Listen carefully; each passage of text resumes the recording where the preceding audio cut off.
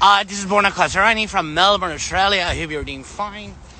Today, I'm going to have a conversation with Mark Rajourz, who was born in Portland, Oregon in 1979.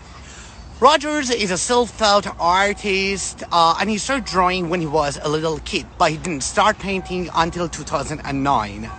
Mark has been painting for 11 years. Stylistically, his work has been described as a mash-up of folk art, medieval painting, and fairy tale illustration.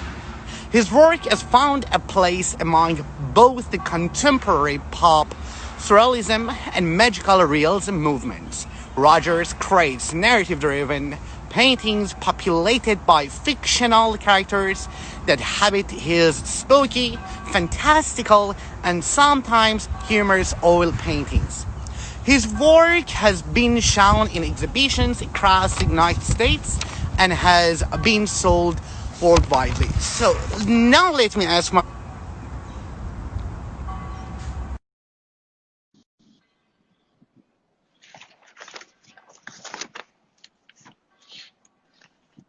Mark, hello.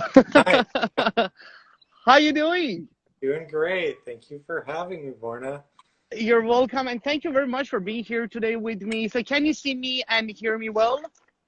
Yeah, definitely. Okay, great. So do you want to say hi to those who are watching us and maybe later on? Hey, everybody. Okay, so I love your work and I'm so impressed with every single of them. And there are two significant themes can be seen in like every single of your painting: movements between contemporary pop surrealism and magical realism movements. Talk to me about it, and I'm very curious to know how the concept actually crossed your mind at the first stage. Um, um, I guess I think I might need you to rephrase it. Um, are you asking about like the genres of painting, or Exactly, yes. I didn't really make a well, I don't think that I made a conscious decision in choosing that style or genre of painting. I just kind of painted what what spoke to me and what came natural. And then other people kind of have put that into the category that I paint in. I guess I'm just really inspired by Northern Renaissance paintings, and I'm really inspired by fairy tale illustration styles of paintings, and people who do more illustrative paintings tend to be categorized under the pop surrealism movement right now. So.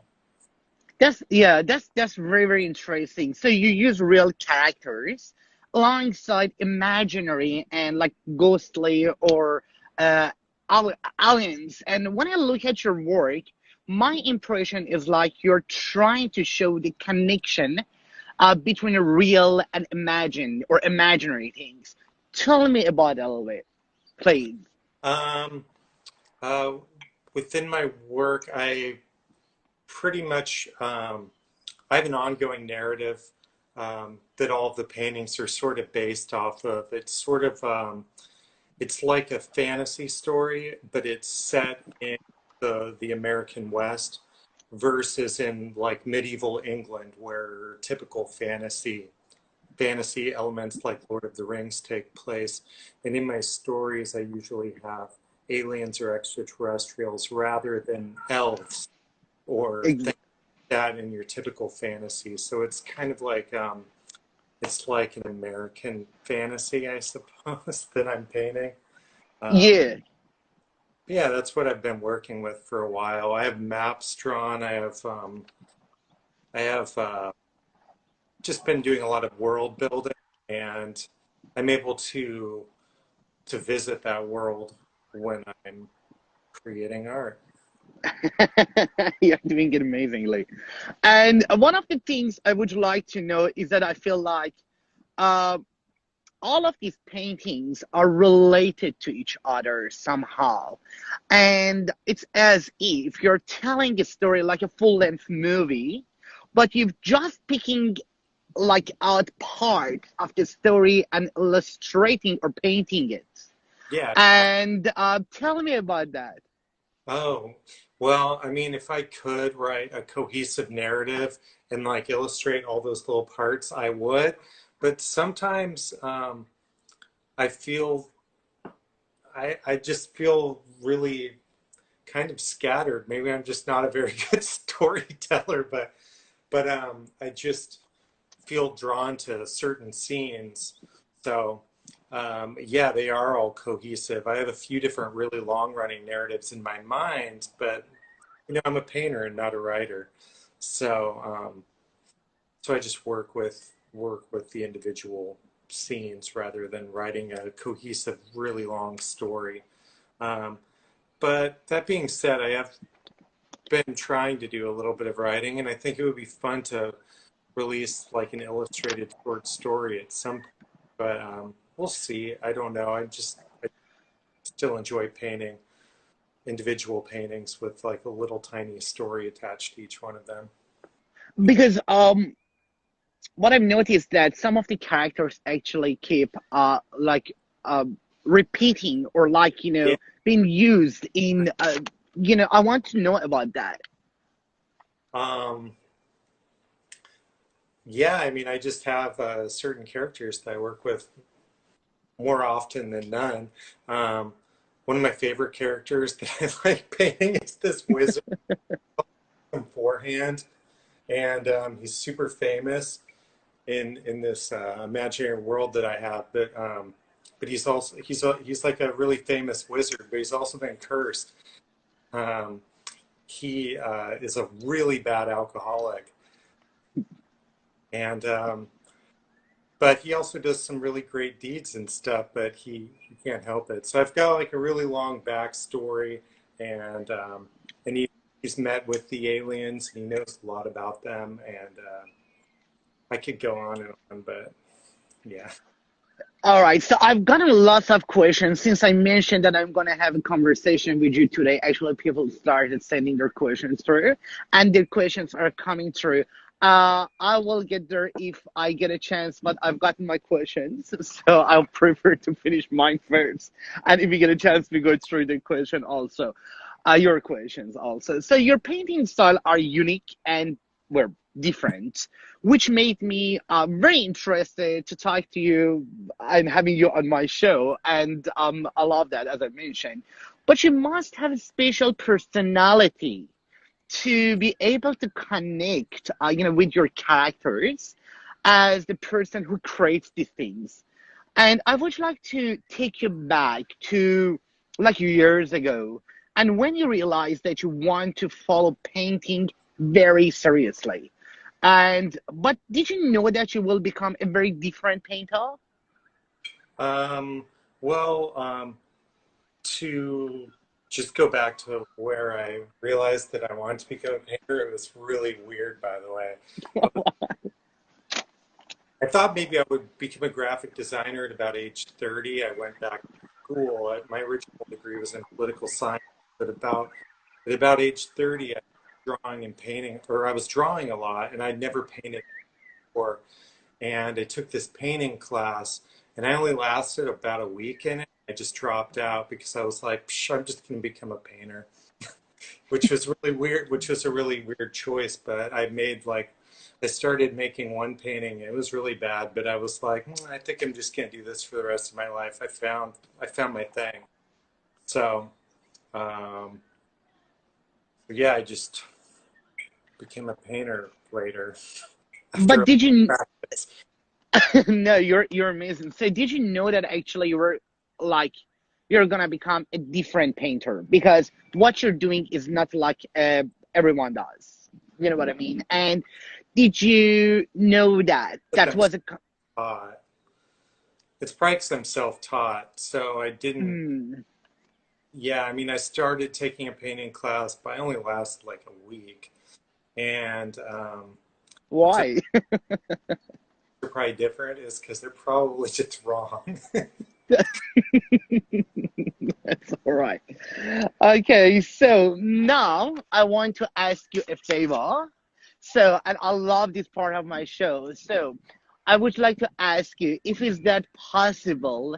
I want you to grab the camera and like give us a tour and show us around. There is an option you can reverse the camera and then go for it. Okay, cool. Here we go.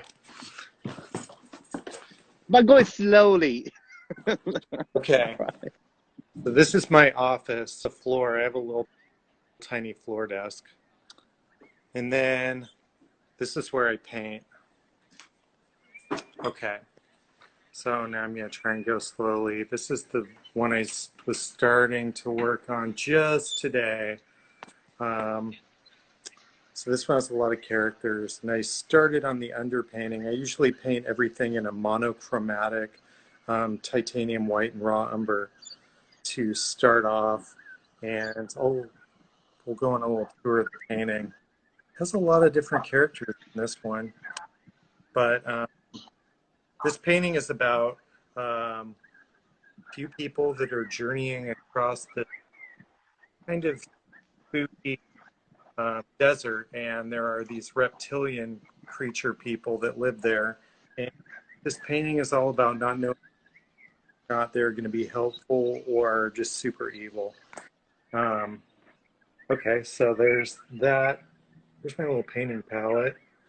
I actually don't have a ton of work here because luckily I sell it. So that's always good. But I still need to varnish it. Wow, I love this one. I really do love this one, actually. This robot is pretty sketchy. He has human hands and human hair.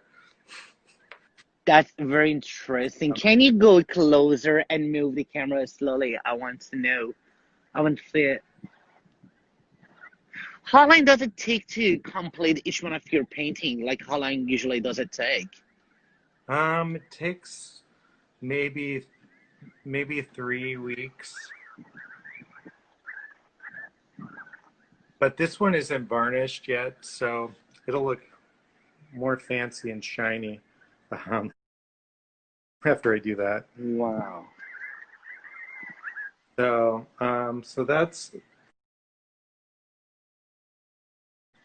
some things.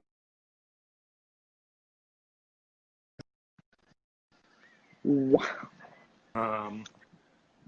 I have some art books. I was going to show some prints just because I don't have very many originals here at my apartment. But Wow. here's just a print that I made. Oh, wait, I do have a big one. I have a really big painting. It's in my closet. I forgot about this one. I keep forgetting about it. This closet just has junk in it. Sorry, everybody. This is a painting from 2002 that I just yanked out. Wow. Or 2012. Yeah, this is an older painting. It was the last one I did on canvas, but here's a little proof of it. That's amazing. Wow.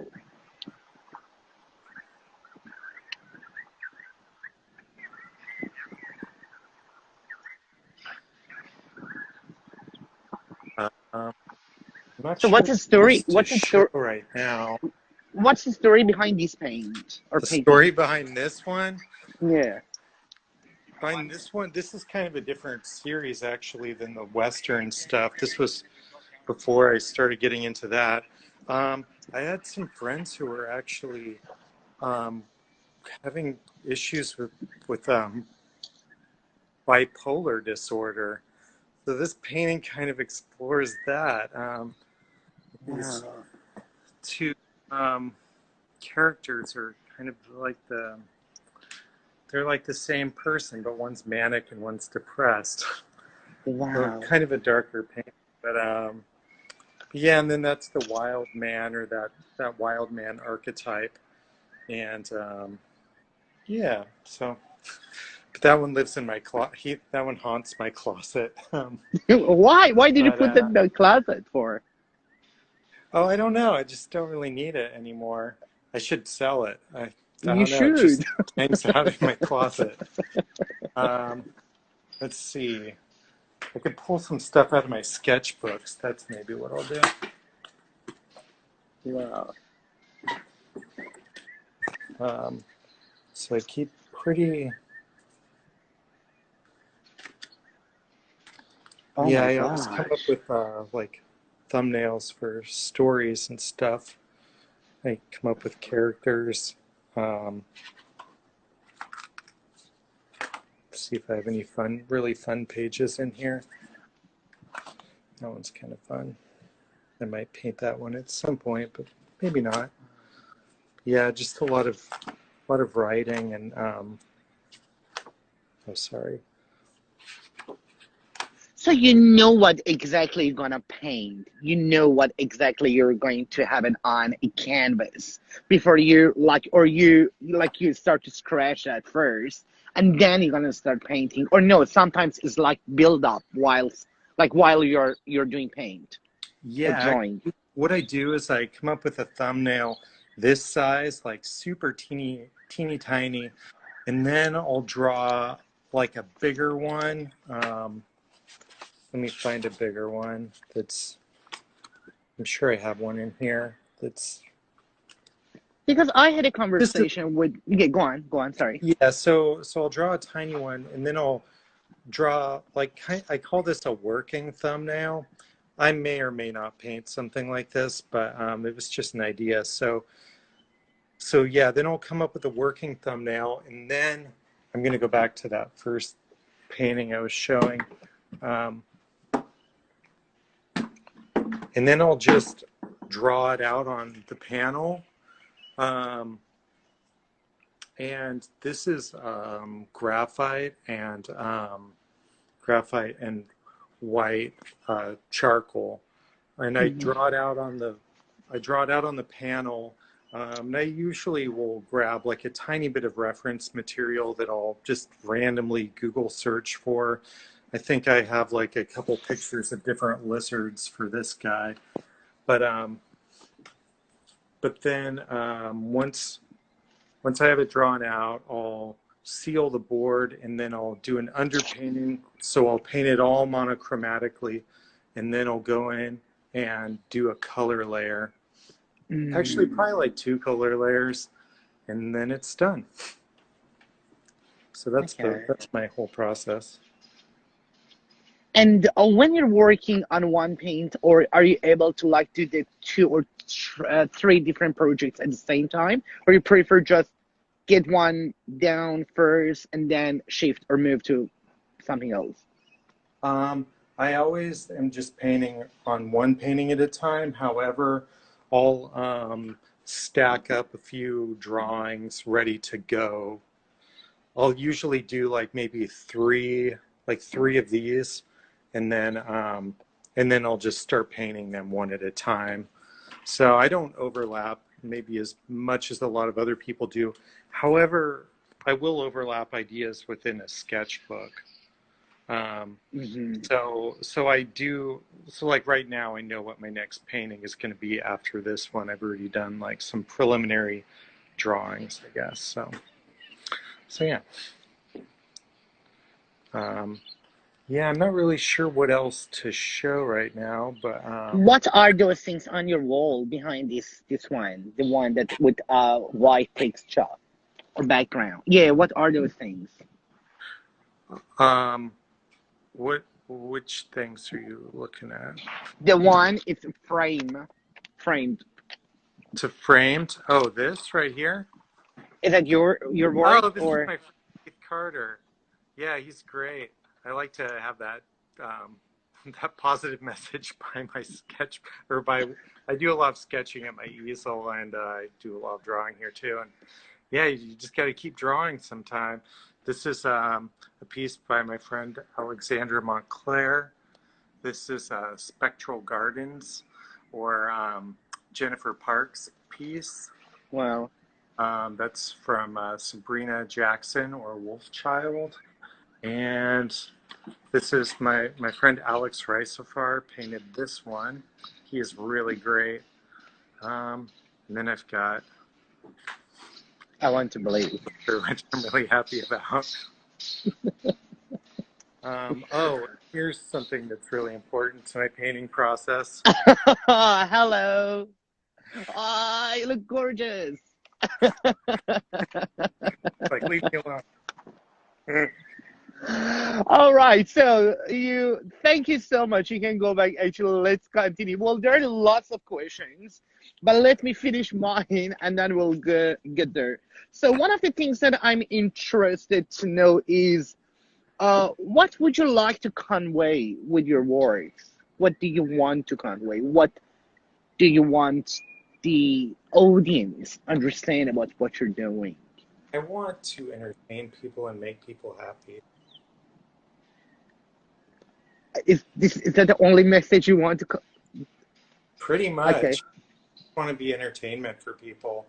I want the more. I want to. Yeah, I just want to make people happy with my.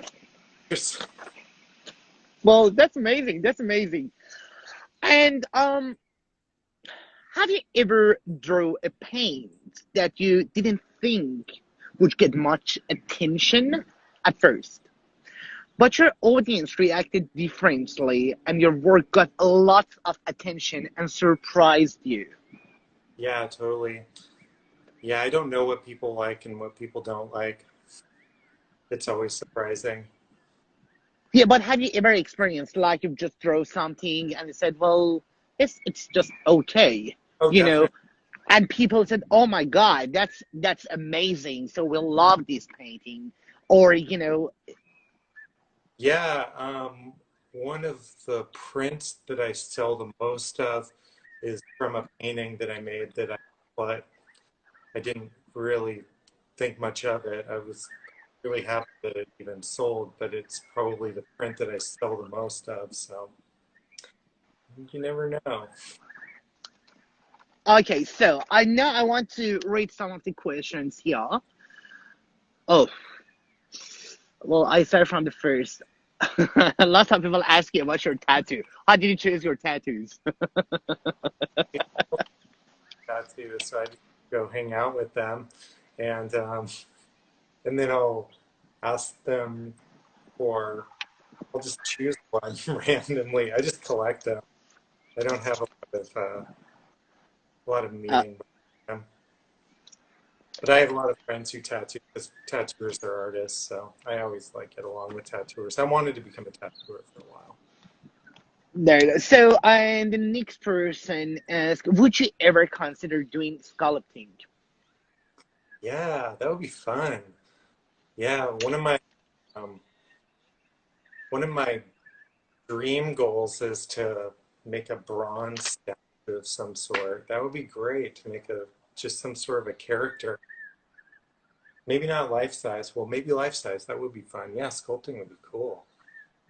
Okay, but you haven't done it yet. No, no, Okay, I'm pretty next plan. thinking about it. Okay. When you say you have maps drawn, do you mean that you have SPF aliens from SPF parts of the country? Do I have?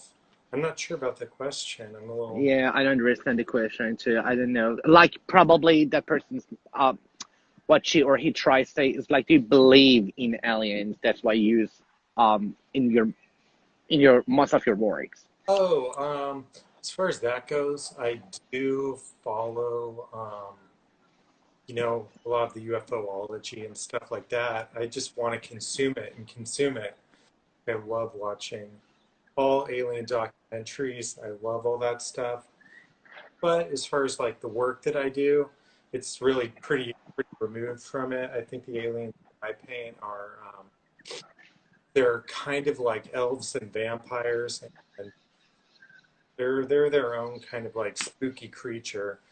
Uh, but that being said, I totally love aliens. I love the X-Files. I love all of that. I never want to be abducted. Okay. So, move to the next question. How do you come up with the inspiration for the characters? Probably the same way any author would come up with a character. They might pick somebody that they know personally and then start adding on a little bit or changing things around, or maybe they'll see somebody on the street with a weird hat on and they'll be like, oh, I bet that that person is blah blah, or what if, you know, yeah, I saw a guy on the bus today actually. I would totally paint him. He seemed like a real character. So, yeah, stuff like that. Okay. Next question. Let's see. What's the most what's the most difficult things that you've been struggling as a painter over the years working as a painter? Um, well, the most difficult thing is actually if I was going to like illustrate a book or something, yeah, having like that cohesive, really long, like tight narrative. Uh, I find writing, which is weird because I'm like painting all the time, but writing is the hardest part for me. I know that's strange. What do you mean writing? Like writing about your work, writing about paintings? I don't understand. Coming up with the stories. Sorry, what was that? I missed the first part. Stories is the hardest part. The stories. Um, yeah, the narratives and stuff, that's probably the trickiest part for me. Absolutely. And okay, this is the last question. Let me go through. I'm also the self-taught artist, but do you think the academic way might help you better to reach your goal, like to go to uni or sort of these things? Oh, to go to a university or an art school. It really depends. If You you there? want, yeah, I think if you want to teach art, then going to art school would be good. I don't think the student loan debt seems really high, and it would be really hard um, for me personally to be paying off the student loan debt from an art school. Um, Hmm. I think you can learn a lot by making friends with other artists, hanging out with other artists, and reading a lot. There's so much on YouTube. I taught myself with I guess I just um, found out who my hero, and then I knew that there were certain people I wanted to paint like, and not just one person, but a variety of different people. A lot of them will show their process, and a lot of them will talk about who their teachers are, and the information is really out there. I don't think that anybody. I mean, you can only benefit from figure drawing classes though, and stuff like that. Um, and then having a little bit of instruction is kind of helpful, but I don't think you need to go to like a university necessarily. But, everybody's different, so I'm biased towards that opinion. But, I have friends who are professional artists who did go to school and it worked out great for them. So, Okay, all right. So, and unfortunately, I can't go through any more questions because I have to wrap up this conversation. Mark, it was so lovely having you here on my show. I really, really appreciate it. I don't know what happened to your internet. Still loading. Uh, what happened? So, like a really that's all right. That's all right. What I was saying is like, thank you so much. It was such pleasure having you here on my live show. I love what you're doing, and well done. And I really enjoyed the conversation with you. Did you like our conversation? I loved it. It was fun. Thanks for having me on. I really appreciate it. It's nice to meet you, Borna. It was lovely meeting you too, and hopefully to meet you one day in reality. In the States, or if I'm ever in Australia, that sounds fun. Of course, of course. All right, I'm going to wrap it up, and it's like getting windy here, and it's the first time actually I'm doing my live show here on Park, so next to us. Beautiful. So it's something different. So you take care, be well, and talk to you soon. All right. All right, bye, bye, bye.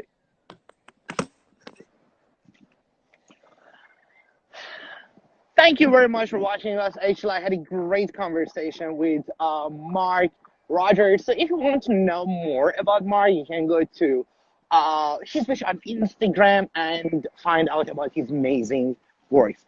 You take care, be well, and I love you. Bye.